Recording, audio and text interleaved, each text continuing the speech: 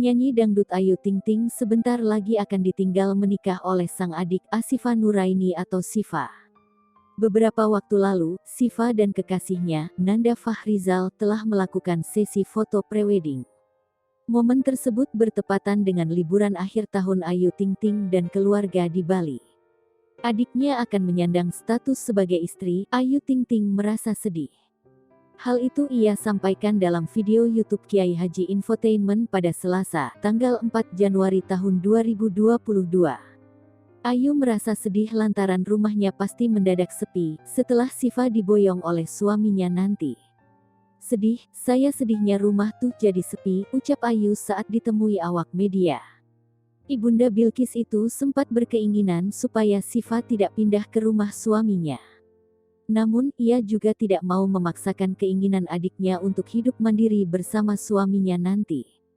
Saya bilang, udah nggak usah pindah deh di sini aja, lanjut Ayu. Apalagi ia dan adiknya akhir-akhir ini jarang bertemu karena sibuk dengan pekerjaan masing-masing. Sehingga Ayu ingin saat momen akhir pekan nanti, ia dan keluarganya bisa berkumpul bersama.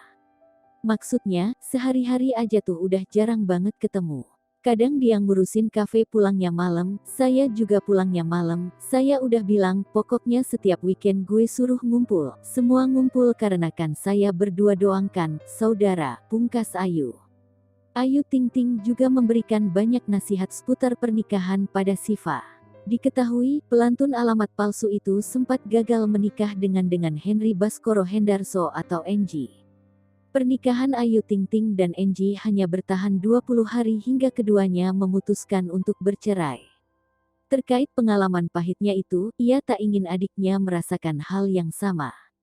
Tanpa dia minta udah saya kasih, jangan soal pernikahan, ucap Ayu. Tahu kan pengalaman saya seperti apa kan, jadi saya pasti memberikan masukan-masukan yang banyak lah, sambungnya. Sementara itu, saat ditanya soal adakah keinginan Ayu untuk menyusul adiknya menikah, sang pedangdut hanya meminta doa terbaik saja. Doain aja ya, tutup Ayu.